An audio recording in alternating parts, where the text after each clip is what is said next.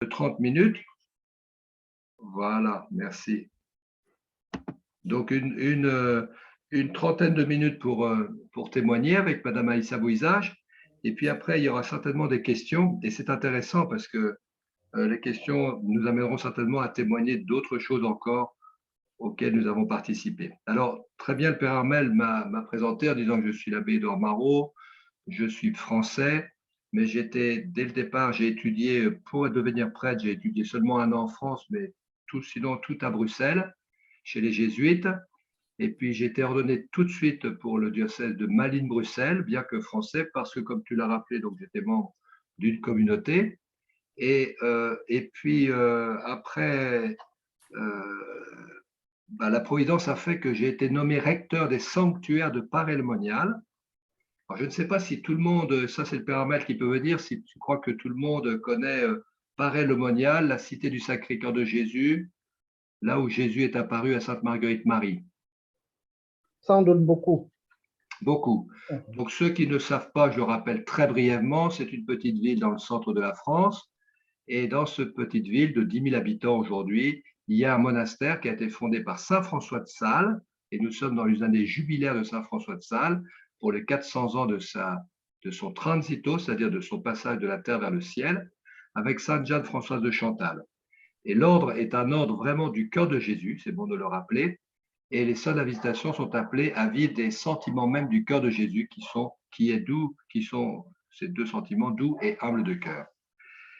Pour situer aussi, alors nommé recteur des sanctuaires de Paray-le-Monial entre 2000 et 2009, mais il faut dire que pendant 30 ans, j'allais tous les étés à Paray-le-Monial, tous les étés, et quand je cherchais à me rapprocher du Sacré-Cœur de Jésus, eh bien, ce n'était pas tellement possible, parce qu'on me disait c'est catholique, c'est vraiment l'Église catholique, mais c'est vieillot et c'est ringard. Donc, il faudrait l'actualiser. Voilà. Donc, j'avais toujours ça en tête. Et la plupart du temps, actualiser, ça voulait dire changer l'image du Sacré-Cœur de Jésus et aussi changer le vocabulaire du Sacré-Cœur de Jésus. Je fais très bref parce qu'on n'a pas beaucoup de temps. Heureusement, en devenant recteur en 2000, j'ai voulu changer les images, j'ai voulu changer le vocabulaire, mais finalement, heureusement, ce n'est pas moi qui ai changé le Sacré-Cœur de Jésus, c'est le Sacré-Cœur de Jésus qui m'a changé. Il a fallu simplement que je bénisse toutes les images que les pèlerins me présentaient du Sacré-Cœur de Jésus. Et je le dis déjà à vous tous, vous avez peut-être une histoire avec une image du Sacré-Cœur qui vous plaît à vous, qui ne plaît pas à votre voisin, qui peut plaire à un autre, peu importe. C'est pas, vous savez, le goût et les couleurs, c'est tout à fait discutable. Donc, chacun a son histoire avec l'image.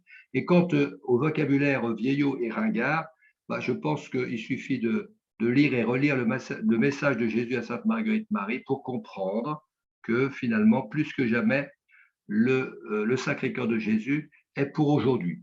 Mais ça, je ne l'ai pas découvert à Paray-le-Monial comme ça, comme je vous le dis. Ça a l'air très simple là maintenant, mais pas du tout.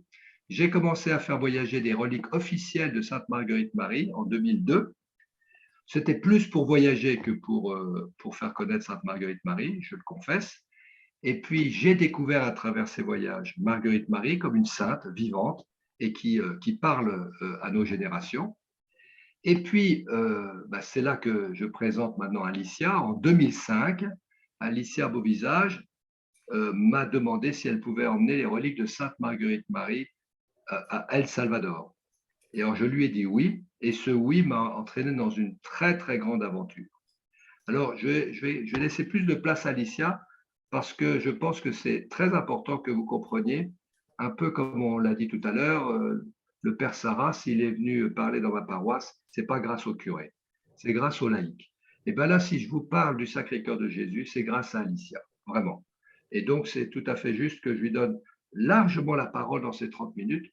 Je n'hésiterai pas à répondre à des questions après, mais entendez bien son témoignage parce qu'il a changé mon cœur.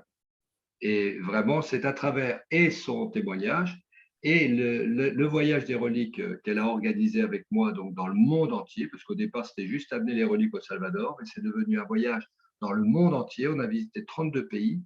Plusieurs pays se sont consacrés nationalement, et puis bien sûr des diocèses, des paroisses, des communautés, et puis surtout des millions de personnes qui ont renouvelé leur amour du Sacré-Cœur de Jésus et leur désir du Sacré-Cœur de Jésus. Comme peut-être Alicia ne le rappellera pas, mais voilà pour dire tout simplement, encore ce soir, une lettre est arrivée de quelqu'un qui a été touché par notre témoignage à travers Internet et qui vraiment est devenu quelqu'un qui veut témoigner de l'amour du Sacré-Cœur de Jésus, qui veut nous rencontrer, qui veut diffuser l'amour du cœur de Jésus. Alors, maintenant, pour terminer ma présentation, j'ai toujours été du diocèse de Bali-Bruxelles. J'ai quitté cette communauté donc en 2010. Monseigneur Léonard, qui me connaissait, m'a dit « Il faut que tu continues de diffuser l'amour du Sacré-Cœur ». Alors, nous avons, avec Alicia, organisé le voyage des reliques officielles de Parel Monial tant que j'étais recteur, donc entre 2002 et 2009. Mais finalement, le bateau a été lancé. Donc, vous savez, le temps que ça s'arrête, il a fallu une année. Donc, en décembre 2010, ou octobre 2010 plutôt, le voyage des reliques s'arrête. Et on pensait que ça allait s'arrêter. Et on avait à peine déposé les reliques dans la joie et la tristesse, hein, la joie d'une mission accomplie, la tristesse de quitter Sainte-Marguerite-Marie et cette mission. Et bien finalement, immédiatement, on a reçu un coup de téléphone. Est-ce que vous voulez pas venir en Italie, dans les Pouilles, à Reggio Calabria? Et on a dit, ah non, mais on n'a plus les reliques. Mais qui vous dit qu'on veut les reliques? Nous, on veut votre témoignage.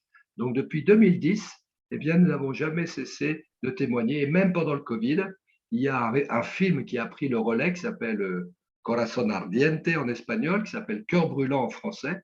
Et donc, ce film a pris le relais avec nous aussi qui continuons de témoigner, comme on le fait là ce soir avec vous, avec Zoom. Donc, depuis 2010 jusqu'à maintenant, Monseigneur Léonard et puis maintenant le cardinal de Kessel me donnent une semaine par mois pour sortir de ma paroisse et avec Alicia sortir de la paroisse et continuer de diffuser l'amour du Sacré-Cœur de Jésus. Et c'est ce que je fais maintenant avec vous, avec beaucoup de joie. Alors, je vous laisse maintenant avec Madame Alicia Beauvisage, qui se présente elle-même, bien évidemment. Oui, bonsoir. Donc, mon nom, c'est Alicia Beauvisage. Je suis née à El Salvador, en Amérique centrale. Donc, pour moi, mon amour pour le Sacré-Cœur de Jésus n'est pas nouveau. Il est depuis mon enfance.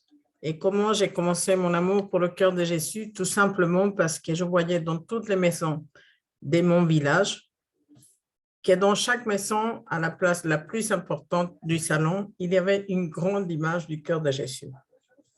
Bien sûr, ma grand-mère et ma mère me parlaient très souvent qu'il fallait aimer le cœur de Jésus, etc. Je comprenais que c'était le roi de la maison, le roi de ma famille, magnifique. Et donc, tout commence comme ça. Et à l'âge de 8 ans, mon père a été assassiné. Et donc, j'allais faire mon première expérience de qui était le cœur de Jésus. Parce que comme ma mère, elle a cru ne pas pouvoir s'en sortir financièrement pour nous élever, mes sœurs et moi, nous sommes 3, eh bien, elle a prié une neuvaine au cœur de Jésus. Et donc, moi, j'ai vu, ma maman n'est pas bien, elle prie le cœur de Jésus, ma maman s'en sort, ma maman va bien. Donc, c'est des choses qui marquent beaucoup. Alors, qu'est-ce qui va se passer dans ma vie? Donc, bien sûr, dans mon pays, ben, je pense que c'est comme en Afrique, on exprime sa foi, on parle des dieux comme dans notre vie. Il fait partie réellement de notre quotidien. Et donc, quand je suis venue en France, je suis venue à l'âge de 16 ans parce que ma mère voulait que j'apprenne le français. Après, il fallait que je parte en Angleterre apprendre l'anglais. Après, je rentrais au Salvador pour faire des études. Donc, voilà que quand je suis arrivée en France, même si je ne voulais pas trop venir et que j'ai vu Paris, je me suis dit, je ne partirai jamais d'ici parce que j'ai beaucoup aimé Paris. J'aime beaucoup Paris.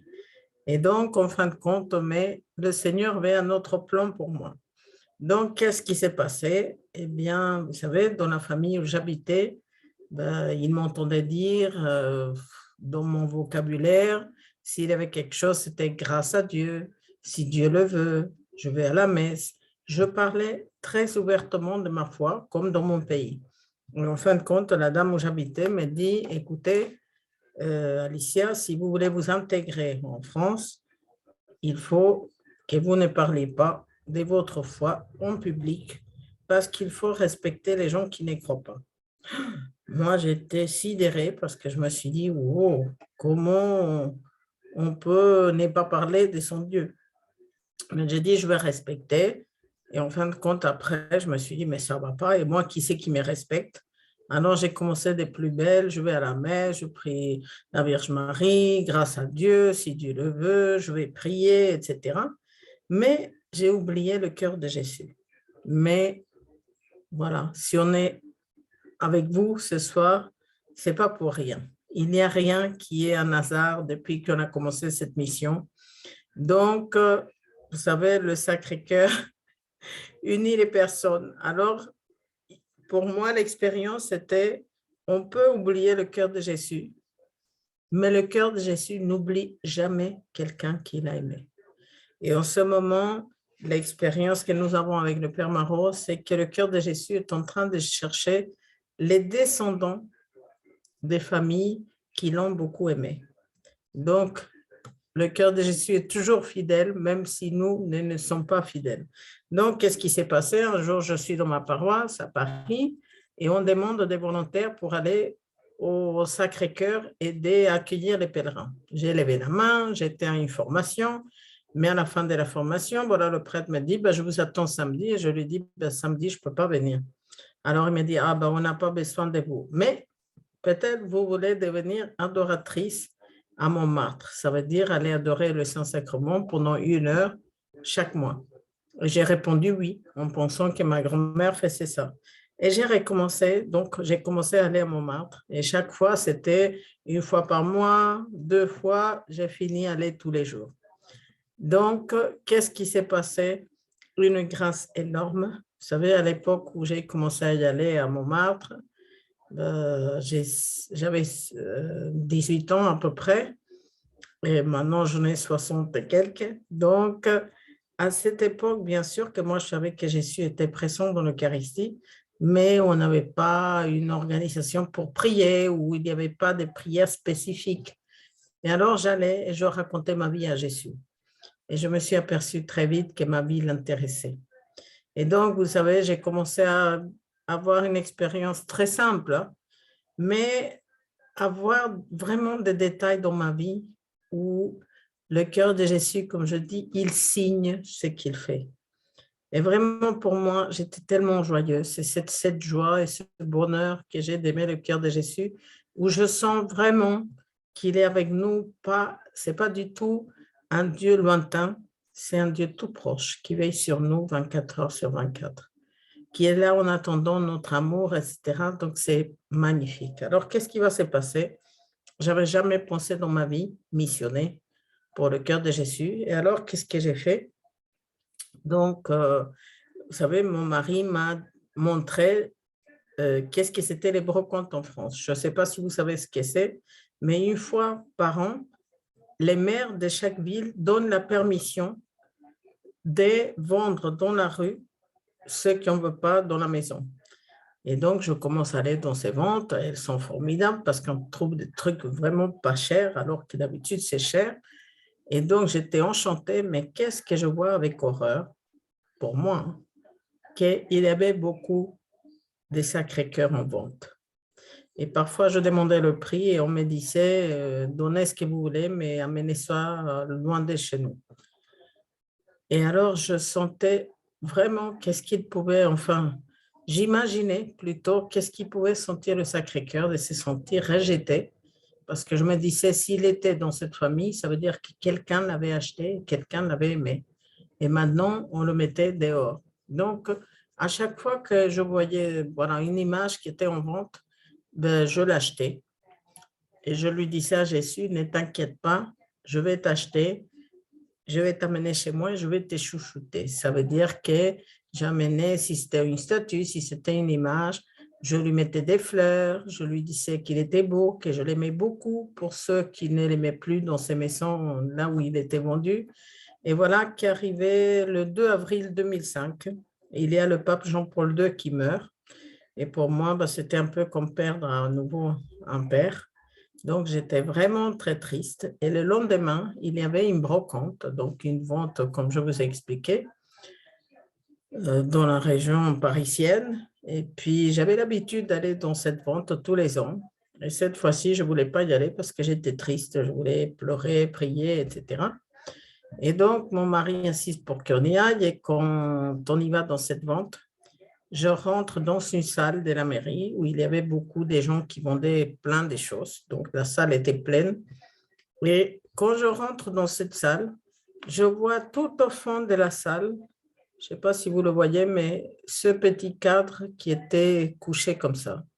Et de très loin, je vois le petit cadre et je me sens complètement attirée pour aller voir qu'est-ce que c'était ce petit cadre. Donc, je ne regarde plus rien autour, mais imaginez s'il était petit parmi la taille de la salle, etc.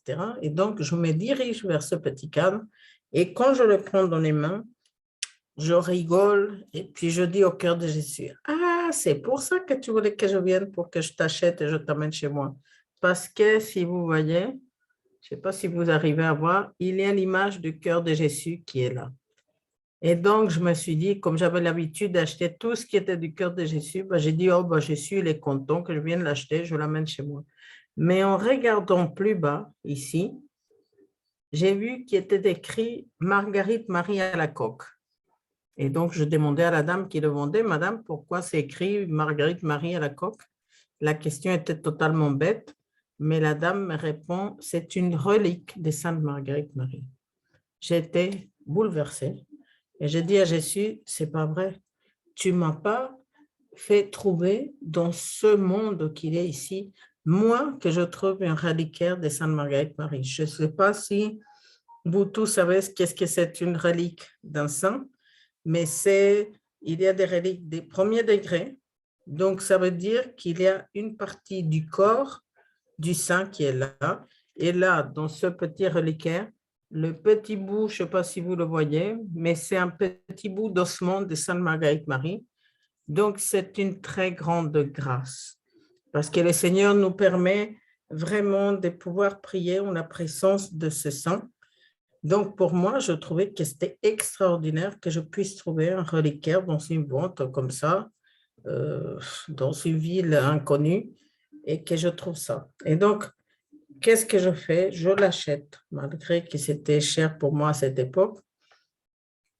Je me dis, voilà, il faut que je le garde comme ça, s'il n'y a pas de mauvaises, pas des mauvaises, mais qu'il peut tomber dans des mauvaises mains et pour l'utiliser d'une autre façon. Et donc, après, je mets en doute le fait qu'il soit authentique et je me décide à chercher l'authenticité. Et cela m'amène dans un chemin extraordinaire où c'était presque quotidien que je découvrais quelque chose du cœur de Jésus. Tout était providentiel. Il n'y avait rien qui s'est fait vraiment par ma volonté. Donc, c'était magnifique et ça m'amène, voilà, en cherchant l'authenticité, à appeler un jour à Paray-le-Monial. Et là, j'apprends que les reliques de Sainte Marguerite Marie étaient les reliques officielles, pas celui-là, mais les reliques officielles de Paray-le-Monial, un grand reliquaire, était allé une semaine en Argentine. Et quand j'apprends ça, eh bien, ça me vient une envie d'amener les reliques de Sainte Marguerite Marie dans mon pays. Et puis, je disais au cœur de Jésus, tu verras où je vais amener les reliques de Sainte Marguerite Marie, je vais te trouver plein d'amoureux. Mais moi, c'était mon envie que le cœur de Jésus soit aimé. Mais l'envie, c'était vraiment du cœur de Jésus. Donc, du coup, je commence comme ça, avec toute simplicité, comme je vous parle là, à sentir le besoin que les pays se consacrent au Sacré-Cœur, que les personnes se consacrent au Sacré-Cœur, les diocèses, les paroisses, les entreprises, les enfants, les écoles, enfin, tout ça. Et quelle expérience je commence à voir, que toutes ces choses que je pensais, eh bien, ça s'est fait. À tel point que le Père Marot, par exemple, il disait, si moi je demandais le quart de ce que Alicia demande, on me dirait non. Mais c'était vraiment la grâce qu'avec beaucoup de simplicité, qu'est-ce qui était le moteur qui bougeait ça? Eh bien, mon amour pour le cœur de Jésus, parce que le cœur de Jésus n'est pas aimé comme il devrait. Ça semble incroyable, mais c'est la vérité. Et même en Amérique latine, où on l'aimait beaucoup, eh bien, les gens l'ont oublié. parce qu'ils ont cherché autre chose. Alors que le cœur de Jésus, c'est vraiment l'essence de nos vies. C'est lui qui nous fait vivre. Il est tout puissant. Il est vraiment magnifique. Il est miraculeux. Il est vraiment extraordinaire. Donc, pour moi, vous savez, ce trésor que j'ai, eh bien, j'aime bien le partager avec beaucoup de monde pour qu'ils en profitent aussi. Donc, il faut dire que quand je suis venue en France, ben, vous savez tous, c'est pas évident de s'en sortir, voilà, d'avancer. Parfois, on est seul, on est triste. Eh bien, j'ai senti toujours la présence du cœur de Jésus. Et puis, pour moi, vraiment, vous voyez, je dis toujours à ma fille, n'attends pas que je vais te laisser quand je meurs un compte en banque. Voilà, que je suis riche, mais je te laisse un trésor qui est le cœur de Jésus. Et quelle expérience ça fait? Eh bien, que là où on est allé, on a trouvé beaucoup, beaucoup d'amoureux du cœur de Jésus. Donc, il y a dans le monde maintenant, grâce à cette mission, eh bien, un renouveau énorme de la spiritualité du cœur de Jésus. Et c'est ce que nous faisons avec le Père Marot depuis longtemps. Et puis, à chaque fois, chaque année, on se demandait, est-ce que le Seigneur va nous donner le travail de continuer la mission? Eh bien, à chaque fois, le Seigneur nous a donné ce travail magnifique qui est d'amener l'amour pour le monde. Vous savez, parce que quand on amène le cœur de Jésus, bien sûr, c'est un trésor, mais quel est ce trésor? Que le cœur de Jésus nous donne cette capacité d'aimer Dieu, bien sûr, et les autres, parce que c'est vrai que le cœur de Jésus nous amène vers la sainteté. Alors, parfois, bien sûr, nous sommes des pécheurs. Ça nous est difficile de grandir en sainteté, mais je trouve qu'avec le cœur de Jésus, on a quand même voilà, une méthode accélérée où il ne nous laisse pas, il nous accompagne et donc il nous donne toutes les grâces pour que petit à petit nous grandissions vraiment en sainteté et puis que cette joie de l'aimer, eh bien que ça se reflète et qu'on puisse la partager avec nos frères et puis voilà, travailler pour un monde qui est meilleur parce que c'est vrai qu'on se dit dans quel monde on est, mais on n'y croit pas, on n'a pas d'espoir, on n'a pas d'espérance. Mais moi, personnellement, je trouve qu'avec le cœur de Jésus, on n'a pas de soucis à se faire et qu'il nous accompagne et que malgré ses ennemis, il régnera.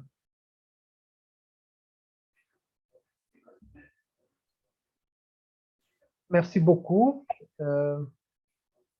Alicia et Père Edouard.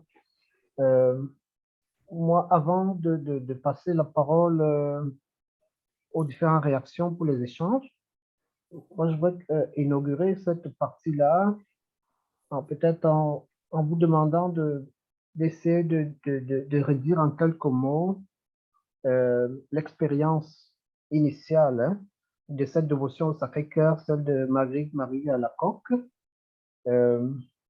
parce que peut-être que certains parmi nous auront besoin qu'on les resitue un peu dans ce contexte-là. Et voilà.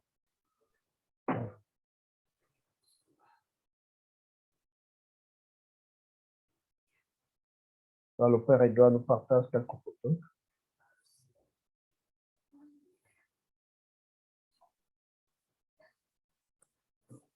Et il faut ouvrir ton micro peut-être. J'ai essayé quelque chose que je n'ai jamais fait. Et donc, je croyais qu'Alicia allait dire un petit peu plus, donc j'ai cherché des photos de quelques personnes ou de quelques événements. Mais y a-t-il des questions peut-être déjà? Parce qu'après, on peut continuer sinon, vous savez. Oui. Je ne sais pas si tu as suivi ce que j'ai dit tout tantôt. Oui? Mais reprécise, pardon, reprécise, oui. Oui, c'est de dire un mot sur l'expérience initiale de cette dévotion au Sacré-Cœur, celle de Marie à la Coque, à Paray-le-Monial. Oui.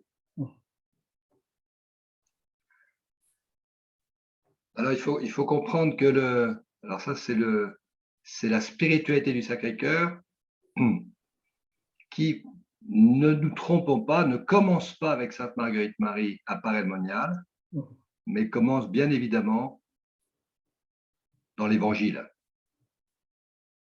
Et l'évangéliste du Sacré-Cœur de Jésus, c'est Saint Jean. Alors, il faut commencer par là. Lire Saint Jean et voir comment Jésus… Alors, dans Saint Jean, on ne parle pas du Sacré-Cœur de Jésus, bien évidemment, on parle du cœur transpercé, on parle de la poitrine de Jésus, on parle de son côté transpercé, on parle de la zone où se trouve le cœur, mais jamais directement le cœur. Mais l'expérience que fait Saint Jean, c'est vraiment l'expérience du cœur. Alors, je vais en relever une qui va faire le lien entre l'évangile de Saint Jean et Sainte Marguerite Marie. C'est l'expérience du 27 décembre, la fête de Saint Jean. Donc, le 27 décembre 1673. Et puis, bien sûr, Saint Jean l'évangéliste, qui, vous le savez, au moment de l'institution de la dernière scène, au moment où il annonce qu'il va être trahi par un de ses apôtres, Judas, Pierre demande aux disciples que Jésus aimait, qu'on désigne souvent par Saint Jean, d'aller demander au maître quel est celui qui va le livrer. Le signe semble pour nous, il peut sembler très, très clair parce que nous connaissons le traître. Mais pour les apôtres qui ne le connaissent pas, le signe n'est pas du tout clair, mais absolument pas. Parce que Jésus dit, c'est celui à qui je vais donner la bouchée. Dans Saint Jean, c'est Jésus qui donne la bouchée à Judas. Or, donner la bouchée à un convive, c'est lui manifester son amitié. C'est un privilège, c'est-à-dire c'est le mettre même en valeur par rapport aux autres invités. Et pourtant, il a bien dit, c'est celui à qui je vais donner la bouchée. Ce qui veut bien dire que Jésus nous a aimés jusqu'au bout et il a aimé même le traître. C'est très intéressant de bien réaliser cela. Son amour est jusqu'au bout, même pour le traître, et qui est, à nos yeux, le péché le plus grand, pourrions-nous dire. En tout cas, une amitié trahie, c'est horrible. C'est horrible. Et donc, donc, pour savoir cela, Jean va se pencher vers Jésus, et en se penchant, il va poser sa tête sur la poitrine de Jésus. Alors, Jean ne dira rien de ce qu'il a entendu, de ce qu'il a expérimenté, mais c'est déjà Gertrude d'Efta qui va nous donner une lumière sur cet événement, parce que Gertrude d'Efta, du Moyen-Âge, 1300 et quelques, eh bien, elle va aussi poser, à la demande de Jean-Baptiste, elle va poser sa tête sur la poitrine de Jésus. Et elle va sentir, comme elle l'écrit, une grande suavité, une grande douceur, un grand amour. Et elle est très, très marquée par cette expérience, à tel point qu'elle va dire, mais dis donc, Jean, il y a 1300 ans, tu as fait cette expérience, pourquoi n'en as-tu rien dit dans ton évangile? Après lui avoir dit qu'elle avait ressenti une grande suavité, un immense amour dans le cœur de Jésus. Et Saint Jean va lui dire, mais ma mission à moi, c'était d'écrire les évangiles qui suffisent à combler le cœur de l'homme jusqu'à la fin des temps. Tandis qu'à toi, Gertrude, il t'est demandé de révéler cette expérience pour réchauffer le cœur des chrétiens qui s'est refroidi et qui se réchauffe auprès du cœur de Jésus. Eh bien, figurez-vous que cette expérience-là, Marguerite Marie va la faire en 1673, en 1673. Elle va faire cette expérience le 27 décembre 1673.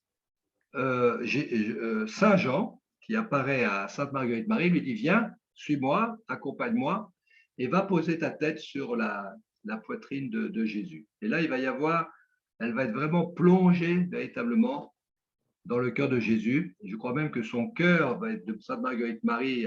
Est-ce que c'est là ou à un autre moment, il faudrait que je le revoie, mais en tout cas, elle va être vraiment imprégnée de cet immense amour du cœur de Jésus. Il y aura comme une blessure d'amour dans son cœur qui restera en permanence, une blessure d'amour extraordinaire.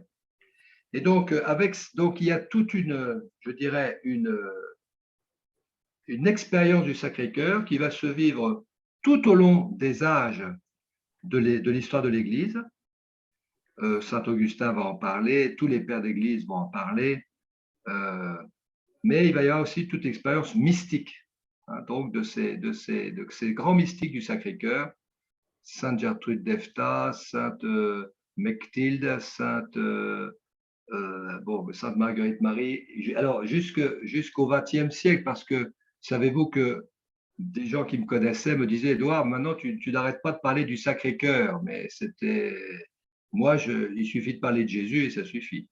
Alors, moi, je n'avais pas d'autre réponse à dire. Bah, si ça suffit, moi, ça me va, ce n'est pas un problème. Mais alors, je me pose quand même une seule question, hein, et que je vous pose aussi à vous. Hein. Si vraiment il n'y a pas besoin de parler du Sacré-Cœur de Jésus, alors pourquoi est-ce que Jésus a montré son cœur tout au long, je dirais, de l'histoire de l'Église, à Gertrude d'Efta, dont je viens de vous parler, mais aussi il a parlé à Sainte Marguerite Marie, et finalement même au XXe siècle, eh bien, il s'est adressé à Sainte Faustina, à Santa Faustina, donc de Pologne, qui est le dimanche de la Divine Miséricorde, mais qui est aussi une image eh bien, de rayons qui sortent du cœur de Jésus, qui est vraiment la source de l'Esprit Saint. Je pense à des religieuses qui sont des sœurs hospitalières du Sacré-Cœur, et quand je leur dis quelle chance vous avez d'aimer le cœur de Jésus, elles me disent non, moi je préfère l'Esprit Saint. Alors, moi je leur dis, ben, c'est formidable. Moi aussi, j'aime beaucoup l'Esprit Saint, mais je me réjouis parce que l'Esprit Saint, eh bien, il est sorti de son cœur le jour du côté transpercé, a jailli de son côté de l'eau et du sang. Et l'eau, eh bien, c'est l'eau de l'Esprit, et le sang, c'est le sang de l'Eucharistie. Donc, voilà en quoi cette spiritualité a traversé les âges. Alors, avec Marguerite Marie, elle va avoir un départ extrêmement important qui est finalement la diffusion de l'amour du Sacré-Cœur de Jésus. Alors, je donne des tas de choses qui se font, qui est par exemple la consécration personnelle au Sacré-Cœur de Jésus, comme parle Alicia, la consécration des familles au Sacré-Cœur de Jésus, la consécration des communautés, des familles, des diocèses, des pays. Et là, j'étais témoin avec Alicia, au moins il y a 6 à 8 pays qui ont renouvelé leur consécration au Sacré-Cœur de Jésus grâce au témoignage d'Alicia. Et comme elle l'a rappelé, j'aime beaucoup le dire moi-même, mais si j'avais proposé le tiers du quart de ce que Alicia proposait aux évêques, à moi, on m'aurait dit non, mais à elle, on a dit oui. Et pour moi, c'était complètement évident que je l'accompagne dans cette mission qui est de réveiller l'amour du Sacré-Cœur de Jésus, qui est plus que jamais pour aujourd'hui. Et je pense que l'argument final, me semble quoi final, mais en tout cas extrêmement important, je fais là le signe eh bien, du cœur. Le cœur sera toujours le symbole de l'amour. Et l'amour ne peut pas se mettre en conserve, sinon ça pourrit, en tout cas ça disparaît. L'amour, c'est fait pour circuler. Et donc pour circuler, ça ne circule qu'aujourd'hui. On n'a plus de prise pour demain, on n'a plus de prise pour hier. Nous avons seulement aujourd'hui pour aimer. Et c'est pour ça que, à la limite, c'est un pléonasme que dire que le Sacré-Cœur de Jésus plus que jamais pour aujourd'hui, parce que nous avons besoin de connaître l'amour de Dieu pour nous, qui passe à travers l'amour du cœur de Jésus, qui est un cœur humain et qui nous aime d'une façon divine et qui a besoin que nous lui rendions amour pour amour. J'étais trop long dans ma réponse parce que sinon vous n'aurez plus l'occasion de poser d'autres questions.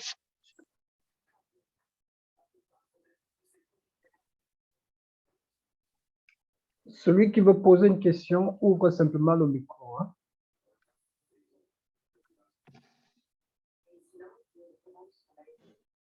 Hein. N'ayez pas peur parce que vous savez, la question que vous n'osez pas poser, eh bien, il y a plein d'autres qui voudraient la poser. Alors, c'est un peu bête, hein. Allez-y. Il n'y a pas de bête question. Oui, Régis, Steve. Oui, bonsoir, Père Bonsoir. Maron. Bonsoir. Merci et merci pour cette expérience partagée. Merci parce que moi, ça me touche et j'ai une première question. Je sais que j'ai fait une fois à Montmartre la consécration au Sacré-Cœur. Et alors, ce que je me demande, enfin, je me suis d'ailleurs toujours posé la question, c'est le scapulaire là au Sacré-Cœur. Il en existe un scapulaire au Sacré-Cœur? Tout à fait, il existe un scapulaire au Sacré-Cœur. Comment le porter? À l'intérieur du vêtement ou à l'extérieur? On me l'a offert, mais je me demande bien comment est-ce que je dois le porter, moi en tant que chrétien, justement dans l'expression de ma foi. Alors, Steve, je vais laisser même Alicia parce que maintenant que je te parle, que je t'entends, j'entends Alicia parler au scout. Mais je vais dire tout de suite ce que j'entends. J'entends, ce n'est pas un écusson de plus que vous allez mettre sur votre pull. Vous savez, les scouts qui portent des tas d'écussons, hein. Donc, ce n'est pas de mettre encore une image du Sacré-Cœur sur votre pull. Cette image doit être portée dans votre cœur. C'est quelque chose que nous devons vivre au quotidien. Je laisse la place à Alicia. Oui, je suis tout à fait d'accord avec ça parce que c'est sûr que comment on porte le scapulaire. Moi, personnellement, je pense, je l'ai, voilà, dans une médaille, mais en général, je le porte à l'intérieur de mes vêtements. Et puis, parfois, j'aime bien le porter à l'extérieur, comme par exemple quand on est en mission avec le Père Maroc, quand on a un témoignage, etc. Mais pour dire et inviter les gens à le porter. Mais quel est, voilà, le but dans lequel on le porte? Et c'est vrai que j'ai tellement vu des fois qu'on portait quelque chose de très voyant, etc., mais parfois, on ne se comportait pas comme quelqu'un qui aimait le Sacré-Cœur. Et donc, pour vous, il faut que ce soit très important. Et je n'ai aucun doute que vous le porterez, voilà, avec beaucoup d'amour. Et je pense que surtout maintenant, si vous entendez ce témoignage, certainement le cœur de Jésus aura touché votre cœur et avoir l'envie, vous voyez, de faire quelque chose pour lui. Donc, je pense que ça, vous pouvez vous poser la question, comment je le porte? Voilà, quel est le but de le porter à l'extérieur? Quel est le but de le porter à l'intérieur? Et je pense que vous-même, vous trouverez la réponse.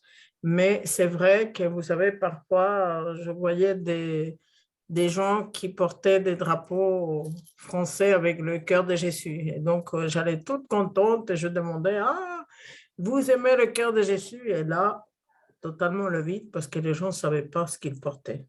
Donc, je pense que, voilà, j'espère avoir répondu à votre idée. Je vais parler de quelque chose, j'en profite de votre question pour dire quelque chose on travaille beaucoup pour ça avec le Père Marot, c'est l'intronisation du cœur de Jésus dans les maisons.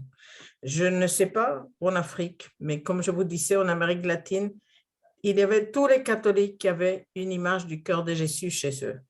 Et là, pour le coup, vous voyez, quand vous intronisez, voilà, nous, quand on va en mission, on donne des grandes images du cœur de Jésus pour que les gens l'intronisent chez eux. Qu'est-ce que ça veut dire introniser le cœur de Jésus chez soi? Élire le cœur de Jésus comme roi de la famille, comme roi de la maison. Donc, normalement, on cherche une image du cœur de Jésus, de la taille qu'on veut. Et là, pour le coup, très important de le montrer. Ça veut dire que quand on va choisir la place pour l'intronisation, ça sera une place d'honneur, comme on inviterait quelqu'un important à venir chez nous. Et donc, qu'est-ce que c'est l'intronisation? On choisit l'image, on amène bien sûr chez soi, on voit où est-ce qu'on va la prendre et on demande à un prêtre de venir faire la cérémonie d'intronisation au cœur de Jésus, où il y a, voilà, par exemple, vous l'avez dans la photo, eh bien, c'est un couple qui est en train de lire la prière de consécration après que le Père Marot ait béni l'image, qu'il ait fait la prière d'intronisation. Et donc, on choisit une très belle place chez soi. Et là, vous voyez, Steve, je crois que c'était, eh bien, à choisir une très bonne place où quand les gens rentrent chez vous, vous savez qui c'est le chef de la maison, le roi de la maison, l'amour de la maison. Donc, c'est très important parce que vous avez, en général, vous voyez ça, même après, mais sinon, le Père Marot pourra l'envoyer pour vous, pour que ça se voit. Vous avez derrière cette image qu'on offre, les 9 promesses qu'a fait le cœur de Jésus pour ceux qui vont honorer son image dans la maison. Et je peux vous garantir que les promesses, il est fait. Et vous avez en bas, enfin, nous, on a choisi avec le Père Marot de faire connaître les promesses du cœur de Jésus pour qu'il découvre toutes les grâces, même si quand on aime Jésus, on le fait gratuitement, mais on sait bien sûr que nous, on lui donne un tout petit peu et que lui va nous donner énormément de grâces. Et on a mis aussi la consécration personnelle qu'a écrit Sainte Marguerite Marie à la coque. Et donc, c'est magnifique de la lire. Bien sûr qu'on peut la lire, la prier tous les jours, une fois par mois, une fois chaque 6 mois, ou pour la fête du Sacré-Cœur. Ça, c'est vous qui voyez, mais je pense que c'est très important, l'intronisation du cœur de Jésus. Alors, bien sûr, Père, si vous avez besoin des images, on peut envoyer, ou vous pouvez aller sur un site du Cœur de Jésus. On a même un site, nous, mais malheureusement, enfin pas malheureusement, mais il est en espagnol parce que c'est Alicia Padre Marot, Sacré-Cœur, Sagrado Corazón de Jesús. Mais ça, on pourra vous donner les détails pour que vous trouviez vraiment l'image du cœur de Jésus. Ou même si un jour, voilà, quelqu'un venait d'Afrique et qui voulait en amener pour les distribuer chez vous, eh bien, ça serait possible aussi. Voilà, le Seigneur est grâce. Donc, voilà. Alors, très important l'intronisation, bien sûr le scapulaire, mais je vous dis, moi, je vois plus, voilà, l'importance de l'image du cœur de Jésus dans les familles. Ça frappe, c'est sûr que parfois les gens, voilà, ils le regardent un peu de travers, mais peu importe, il faut que nous, on le regarde avec beaucoup de confiance, beaucoup d'amour, et le reste, c'est pas grave, le Seigneur touche les cœurs, même les plus endurcis. Merci.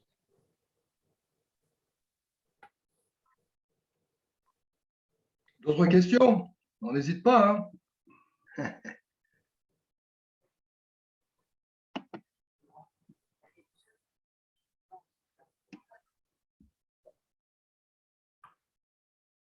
Autre question?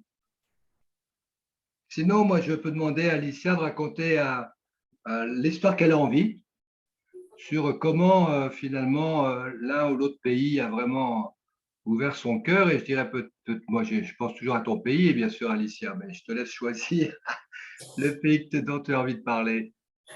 Alors, c'était peut-être, puisque ça touche El Salvador, comme je vous disais, moi, je sentais, et ça, c'était certainement une inspiration du Seigneur, qu'on n'aimait plus le Sacré-Cœur chez moi comme avant. Et alors, bien sûr que quand je demande au Père Marot si je pouvais amener les reliques de Sainte Marguerite Marie à El Salvador, il m'a dit, oui, oui, bien sûr, madame, mais il faut que vous remplissiez 3 conditions. La première, il fallait que j'ai une lettre de mon évêque qui invitait Sainte Marguerite Marie. La deuxième, qu'il fallait que je paye le voyage des reliques au Salvador. Et la troisième, qu'il y ait 2 accompagnateurs avec les reliques. Moi, je me suis dit, oh, ben, c'est hyper facile. Mais ce n'était pas facile du tout parce que j'habitais plus au Salvador. J'avais entendu parler de l'évêque, mais je ne le connaissais pas. Je ne travaillais pas à ce moment-là, donc avec quel argent j'allais partir en voyage avec Sainte Marguerite Marie. Et troisièmement, si je ne travaillais pas, c'était parce que j'étais bloquée du dos, donc je ne pouvais pas marcher. Mais voilà, qu'est-ce que j'ai fait? J'ai contacté ma maman au Salvador pour qu'elle me trouve le numéro de téléphone de l'évêché de San Salvador. J'ai appelé, j'ai demandé à parler à l'évêque et puis on m'a dit tout de suite de la part de qui. Et donc, j'ai essayé de trouver un titre important pour impressionner l'évêque, pour qu'il se dise, ah bon, qui c'est cette dame? Ah, ben je vais lui répondre ou quelque chose. Et en fin de compte, je me suis aperçue que j'avais rien du tout. Et on avait la grâce d'avoir un évêque tellement humble. Évidemment, il a pris mon appel tout de suite. Il a dit tout de suite oui pour l'avenir des reliques. Après, ça s'est compliqué. Ça s'est compliqué beaucoup parce qu'il a compris. Quelqu'un lui a dit que j'avais le petit reliquaire que je vous ai montré, que j'avais trouvé en quelque sorte comme dans une espèce de marché. Donc, pour lui, il s'est dit, oh là là là là, qu'est-ce que c'est que cette histoire? Alors que ce n'était pas ce reliquaire qui allait au Salvador, c'était celui dont le Père Marot donnait l'autorisation, un très grand reliquaire en bronze qui pèse 70 kilos pour le transporter. Donc, bien sûr que ce n'était pas mon petit reliquaire. Et alors, l'évêque, il il confond avec ça. Donc, après, il ne voulait rien savoir sur moi. Mais moi, je continuais, voilà, en disant, si c'est l'envie du Sacré-Cœur d'aller au Salvador, que Sainte Marguerite Marie y aille, je ne lâcherai pas. Et donc, il se trouve qu'après, miraculeusement, parce qu'un prêtre, qu'on m'a dit qu'il avait fait une homélie sur Sainte Marguerite Marie, je l'ai contacté. Lui, il a ouvert les portes parce qu'il était ami avec l'évêque. Et alors, quand on était au Salvador, l'évêque nous a invités pour déjeuner avec le Père Marot. Et au début du déjeuner, pour mon apéritif, il se retourne vers moi et il me dit, Alicia, je voulais vous demander pardon parce que je n'ai pas compris l'amplitude de votre mission. Moi, bouleversé de voir qu'un évêque puisse me demander à moi pardon, la seule chose qui me sort, c'est de lui dire, bien sûr, Monseigneur, je vous pardonne, mais avec le pardon, il y a une pénitence. Et alors, il me demande quelle est ma pénitence, Alicia. Et je lui dis, le cœur de Jésus vous demande la fondation d'un monastère de la Visitation El Salvador. Pourquoi je demandais la fondation d'un monastère de la Visitation? Parce que quand j'avais été au cérémonial pour rencontrer le Père Marot, j'avais rencontré aussi la mère de la Visitation. Et moi, tout de suite, je me suis dit, voilà, j'ai dit à la mère, ma mère, je suis la salvadorienne qui va amener les reliques de Sainte Marguerite Marie dans le monastère de la Visitation au Salvador. Et elle m'a dit, mais ça n'existe pas. Il n'y a pas de monastère au Salvador. Et moi, tout de suite, dans mon cœur, je me suis dit, il faut en fonder un. Et cette idée ne m'a pas lâché. Vous savez, ce n'est pas évident du tout de faire aller des sœurs. Déjà, il faut trouver des sœurs qui vont aller fonder. Il faut l'accord de l'évêque. Il faut des moyens pour fonder un monastère. C'est un travail que si ce n'est pas divin, les choses ne se font pas. Évidemment, tout se fait vraiment par la volonté de Dieu, mais c'est des choses très, très difficiles. Donc, voilà, on disait que j'étais folle, que j'étais je ne sais pas quoi, parce que je voulais quelque chose qui m'était passé dans la tête, tout simplement parce que j'étais d'El Salvador, etc. Et moi, je continuais avec ça. Et c'était très dur parce que pour moi, une laïque qui n'avait pas l'habitude ni de missionner et encore moins de demander la fondation d'un monastère, c'était, voilà, j'étais vraiment traitée pas très charitablement, mais je continuais. Et je disais au Père Marot, vous savez, c'est une petite envie qu'a le Sacré-Cœur de se faire plaisir avec un monastère là-bas. Et en fin de compte, tout s'est fait. Parce que l'évêque, après le déjeuner, il m'a demandé, alors Alicia, donnez-moi la pénitence. Et je lui ai dit, voilà, le cœur de Jésus vous demande la fondation d'un monastère. Il a ouvert les bras et il a dit, bienvenue. Donc après, on a trouvé des sœurs au Mexique, du monastère de la Visitation à Mexico, qui sont vraiment à l'amour du cœur de Jésus impressionnant. Et voilà, elles sont allées fonder dans mon pays. Comment on a trouvé le monastère? Parce que j'ai dû, quand il y avait les sœurs qui sont venues du Mexique au Salvador pour voir si elles allaient fonder ou pas, j'ai eu l'idée de les amener pour manger un poulet qui est très connu dans mon pays. Et quand on est descendu chercher le poulet avec le Père Marot, en face, il y avait une maison qui disait « Loue-moi », alors que d'habitude, c'est « à louer ». Eh bien, quand j'ai vu cette maison, les sœurs me disent « Ah, il y a une maison à louer ». Alors, j'ai dit « Ah, attendez, je vais appeler pour voir combien ça coûte, etc. » Et quand j'ai appelé pour savoir combien ça coûtait quand même $600 par mois, $800 par mois, ce qui était énorme parce que d'où j'allais sortir l'argent pour payer le loyer du monastère. Et en fin de compte, je dis à la dame, est-ce que vous ne pouvez pas nous faire une réduction? C'est pour une fondation de monastère, etc. Alors la dame, elle me dit, écoutez, la propriétaire est catholique, très croyante, donc peut-être on peut baisser le prix à $600. Mais quand même, d'où je sortais $600 pour payer? Et alors, le lendemain, on va visiter la maison. Et quand on rentre, je sens vraiment... Voilà, j'étais en larmes parce que je sentais comme si le cœur de Jésus rentrait dans cette maison.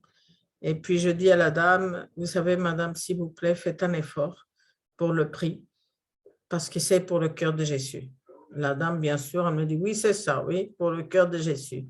Parce que qui garantissait à la dame que ça allait être pour un monastère?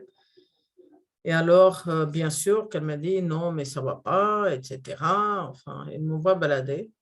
Et une demi-heure après, elle m'appelle et elle me dit, la propriétaire de la maison vous la donne gratuitement pour la fondation de monastère. Donc, tout s'est fait avec la providence. Et Dieu sait si, dernièrement, combien nous avons besoin de penser que la providence est là, que le Seigneur veille sur tout, veille sur nous et veille sur toutes ses œuvres. Donc, nous non plus, avec le Père Marot, on n'est pas riche pour avoir payé je ne sais pas combien de billets d'avion pour aller partout.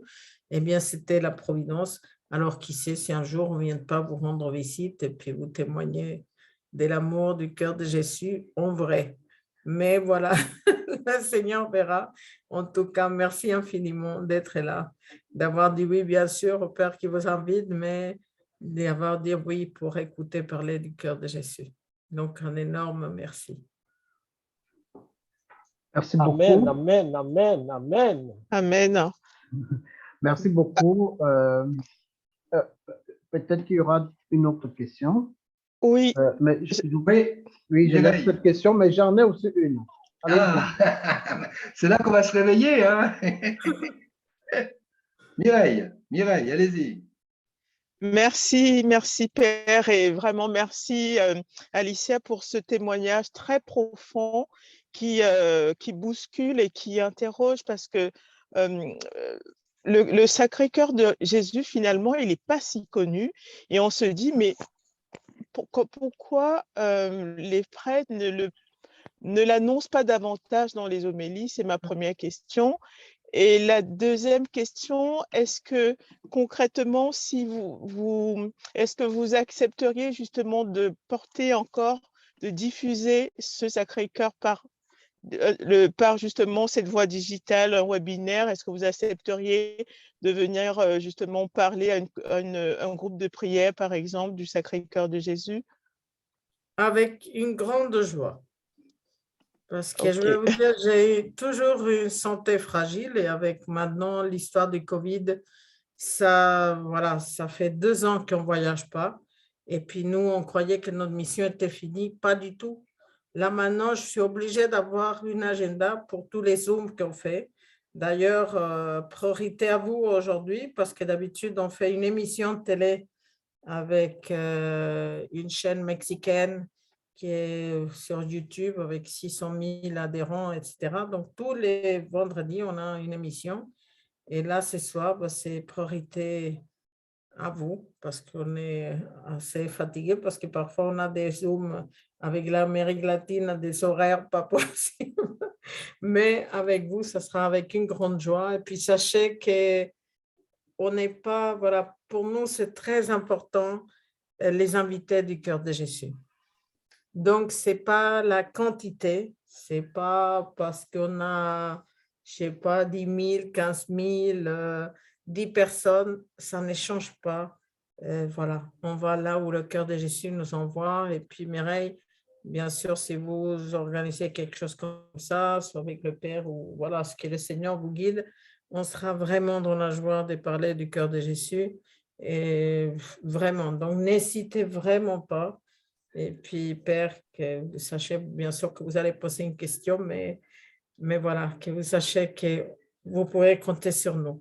Voilà, surtout, on n'est pas loin, on n'est pas, même si, voilà, on commence à être assez connus, mais on reste les mêmes, le Père Marot et Alicia. Voilà, donc vous pouvez toujours nous joindre et puis sans problème. Et pour la réponse, pourquoi voilà, vous n'entendez pas parler beaucoup du cœur de Jésus, ben je laisse le Père Marot vous répondre, mais vous avez bien vu. Vous avez bien vu, mais la réponse, je l'ai trouvée en partageant longuement et longuement avec Alicia, parce que ça a été des moments de lutte très forts entre elle, qui a grandi sous une image du Sacré-Cœur de Jésus dans sa famille, Moi, pas du tout, mais en même temps, je suis allé à la Visitation quand j'étais petit. Je veux dire, c'était ma première école. Au fond de mon jardin, c'est les Oblats de Saint-François de Sales. Donc, en principe, c'est des amoureux du Sacré-Cœur. Le Sacré-Cœur, comme elle le dit, Alicia, elle a choisi des familles, elle a choisi des personnes. Vous êtes vraiment, comme nous aimons le dire, vous êtes ce soir, pour nous en tout cas, vraiment les invités privilégiés du Sacré-Cœur de Jésus. Et il faut le comprendre comme tel, qu'il y a un amour unique. Et dernièrement, je méditais beaucoup là-dessus, sur la puissance. Comment on peut dire que Dieu est tout-puissant? Dieu est tout-puissant parce qu'il est le seul capable de se donner entièrement à moi, comme à toi, Mireille, comme au Père Armel, comme à chacun des participants et aux milliards de personnes qui ont vécu sur cette terre depuis Adam et Ève jusqu'au dernier homme qui viendra avant la venue du Christ. C'est incroyable. La grande puissance de Dieu, c'est comment Dieu nous aime. Alors, pourquoi il n'est pas, c'est une question qui reste quand même entière. Même si la réponse, elle est simple, la réponse, elle est simple, c'est que, je vous l'ai déjà dit, le symbole de l'amour, c'est le cœur de Jésus. Donc, c'est la seule étiquette qu'on doit mettre, et ça, c'est Alicia qui me l'a rappelé combien de fois. Retirer toutes les étiquettes politiques, religieuses, extrême droite, extrême gauche, intégriste, schismatique, tout ce que vous voulez, jusqu'à ce qu'il y ait des gens même qui portent le Sacré-Cœur sur un drapeau et qui ne savent même pas ce qu'ils portent. Donc, vous voyez, c'est toutes ces images-là qui ont certainement repoussé la spiritualité du Sacré-Cœur de Jésus. Mais encore dernièrement, j'entendais encore quelqu'un, on parlait des foyers de charité, par exemple, dans une émission, l'évêque, je ne sais pas qui il est vraiment par rapport au Sacré-Cœur de Jésus, mais il a dit la fondatrice, Marthe Robin, qui est une grande amoureuse du cœur immaculé de Marie, elle fait prier la consécration à la Vierge Marie qui vient des foyers de charité. Eh bien, figurez-vous que sa spiritualité première, c'est la spiritualité du Sacré-Cœur. La quasi-totalité des saints canonisés par les derniers papes, moi je pense simplement à Jean-Paul II, Benoît XVI et le pape François, Jean-Paul Ier n'a pas eu le temps d'en canoniser, ce sont tous des grands dévots du Sacré-Cœur de Jésus. Alors vous savez, moi j'ai fait le calcul, je veux devenir un saint, pas forcément canonisé bien évidemment, mais je veux être un saint. Alors si je veux être un saint, le seul endroit où je peux finalement devenir saint, c'est plonger dans le cœur de Jésus, qui est le seul saint. Voilà, c'est tout. Et un saint, c'est quelqu'un qui est transparent véritablement de la sainteté de Dieu, qui laisse passer Dieu. Alors, voyez, et quand vous voyez que je vous envoie cette photo, pourquoi? Parce que quelle joie de diffuser l'amour du Sacré-Cœur de Jésus, quelle joie de donner ce que nous avons reçu, l'amour du cœur de Jésus. Voyez, eh ben, on est prêt à aller jusqu'à l'autre bout de la terre pour témoigner véritablement de la joie de connaître ce grand amour divin qui est manifesté à travers le cœur humain du Christ. Vous savez, c'est tellement simple, finalement, que j'aime bien le dire, que c'est compliqué. Et c'est pour ça peut-être que nous sommes aveugles aujourd'hui par rapport au Sacré-Cœur de Jésus, parce que finalement, on intellectualise tellement, on met tellement tout la foi dans la tête qu'on a super développé le cerveau, et puis on a atrophié notre cœur. Alors il faut trouver à travers le cœur de Jésus un équilibre entre la foi et la raison. Voilà, il n'y a que lui qui peut nous donner ce magnifique équilibre. Amen. Merci Mireille pour votre question. Merci, Mireille. Un mot sur le premier vendredi du mois. Oui. C'est tout simple, mais c'est une demande de Jésus. C'est une demande de Jésus. Alors après, il faut le situer à l'époque. À l'époque, même Marguerite Marie, elle a pensé pouvoir communier plus souvent en rentrant au monastère de la Visitation. Or, finalement, elle s'est aperçue qu'il n'y avait pas beaucoup d'occasions de communier. Donc, Jésus a voulu qu'on communie plus souvent, voyez. Mais bien sûr, bien évidemment, il faut s'y préparer. Donc, il y a une pédagogie de Dieu qui est très nette, qui est de préparer le cœur des fidèles la veille, le jeudi, c'est-à-dire l'heure sainte, c'est-à-dire passer 1 heure avec Jésus dans le jardin de Gethsémani, consoler son cœur, consoler Jésus qui a été abandonné par ses apôtres, Pierre, Jacques et Jean, et qui dormait, et lui qui était vraiment dans une lutte, l'agonie, qui est une vraie lutte, il n'a pas fait de semblant, une lutte pour entrer dans ce chemin de croix, qui était pourtant l'heure, son heure était venue, et d'une certaine façon, une sorte de joie profonde dans son cœur de pouvoir finalement être à ce moment du salut de l'humanité. Et alors donc se préparer par la confession, hein, donc méditer Jésus qui rentre dans la passion, vous l'avez fait aussi à travers le chemin de croix, se confesser, donc se préparer par la confession, et finalement s'approcher avec un cœur purifié, s'approcher de l'Eucharistie. Et donc c'était une façon de pouvoir approcher les chrétiens de l'Eucharistie. Parce qu'il ne faut pas oublier que la discipline par rapport à l'Eucharistie était très sévère. On ne pouvait rien manger à partir de minuit. Donc, moi, je n'ai pas connu ça, mais j'en ai encore, des parents m'en ont parlé, mes parents m'en ont parlé. Ben, ils allaient souvent à la messe du matin, très tôt, à 7 heures du matin, pour pouvoir communier et après prendre le petit déjeuner. Et après, ils allaient à la messe chanter, mettons, à 11 heures.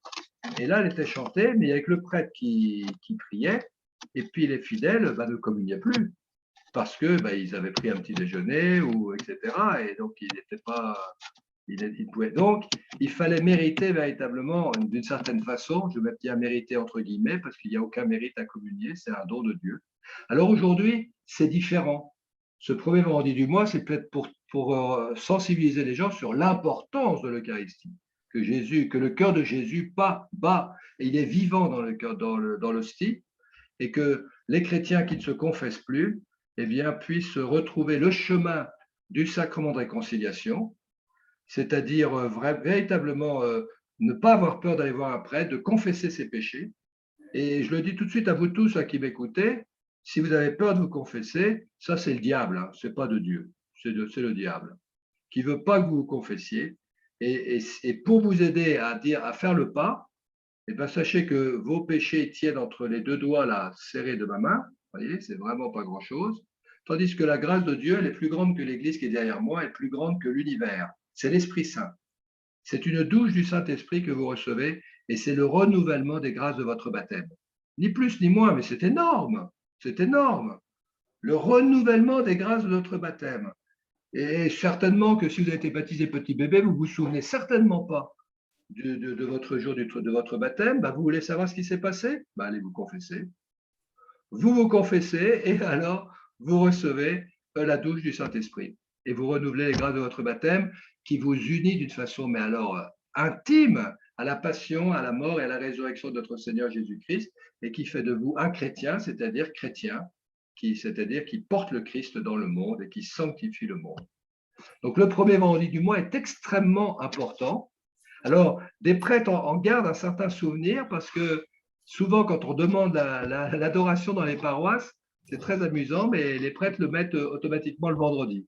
Donc, on a gardé un petit peu quelque chose avec l'adoration du vendredi, mais c'est finalement quelque chose qui s'est un petit peu perdu, qui est finalement de se préparer à la communion eucharistique. Alors, par exemple, dans ma paroisse, donc à Notre-Dame de Stockel, que vous voyez derrière, eh bien, on commence le jeudi à 21h, de 20h à 21h, il y a une heure sainte. Alors, qui est faite d'une certaine façon. Là, j'ai une paroissienne qui fait ça depuis des années et c'est magnifique et donc je maintiens ça. Mais sinon, ça peut se faire à la maison. Hein, c'est méditer le Jésus au jardin de Gethsémani. On peut couper ça en 3 temps. Hein, et puis véritablement vivre auprès de Jésus, être consoler Jésus. Mais ma paroisse après continue entre 21h du soir, le jeudi, 21h, jusqu'au lendemain, 18h. Il y a adoration nocturne et puis adoration toute la journée, jusqu'à 18h où il y a le salut du Saint-Sacrement. Puis après, il y a la messe en l'honneur du Sacré-Cœur de Jésus, où on prie pour les malades. Il y a 15 minutes aussi d'adoration, mais ça, c'est ma façon de faire. Hein. On peut faire d'autres choses, mais en tout cas, on met en valeur l'Eucharistie pour mettre en valeur que Jésus est vivant dans l'Eucharistie.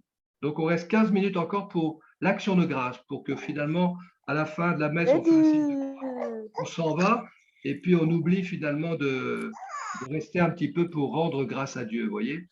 Et donc là, on reste 15 minutes pour manifester, voilà, pour l'action de grâce pour ceux qui ne font pas l'action de grâce, mais pour nous-mêmes en premier. Hein, souvent, même moi comme prêtre, hein, qui s'en va tout de suite après avoir dit la messe et pas prendre le temps assez long pour rendre grâce au don merveilleux de l'Eucharistie.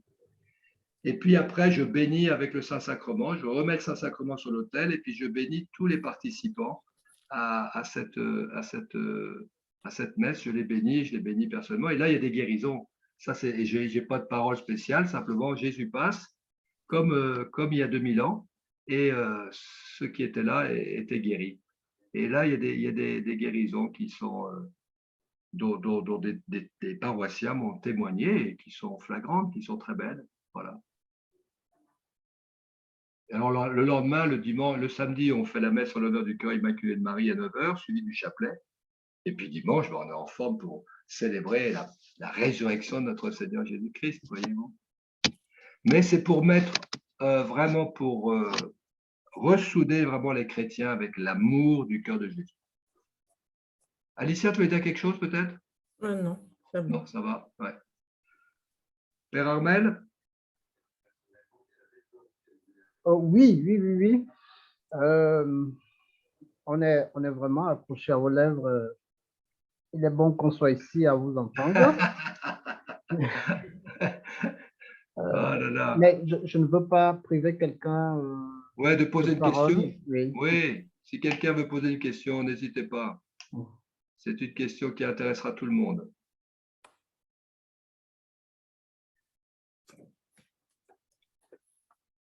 Sinon, il ne faut pas abuser, Père Armel, parce que des fois, dans les émissions comme ça, on sait qu'on commence à 20h30 et qu'on avait dit 21h30.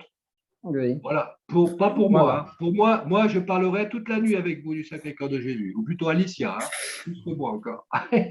D'accord. Mais c'est bien. On va peut-être terminer. Alors, Père Edouard, moi, je vous remets la parole pour qu'on fasse une prière au Sacré-Cœur de votre choix.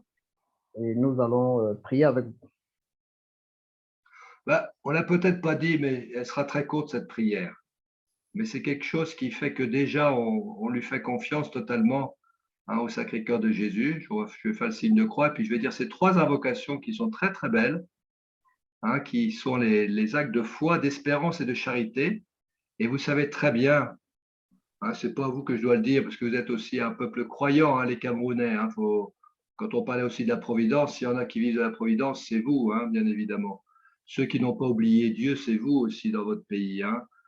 C'est pas comme l'Europe, hein, qui vraiment chasse vraiment de toutes ses forces de bon Dieu, de toutes les dimensions personnelles, familiales, communautaires, entreprises, sociétales, étatiques, etc.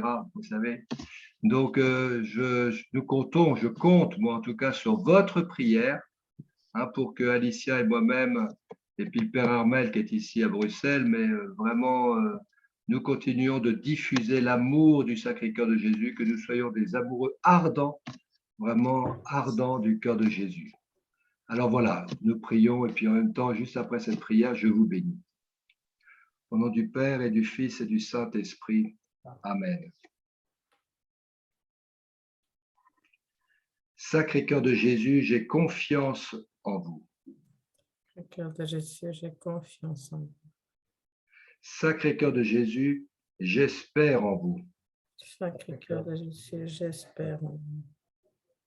Sacré-Cœur de Jésus, je vous aime.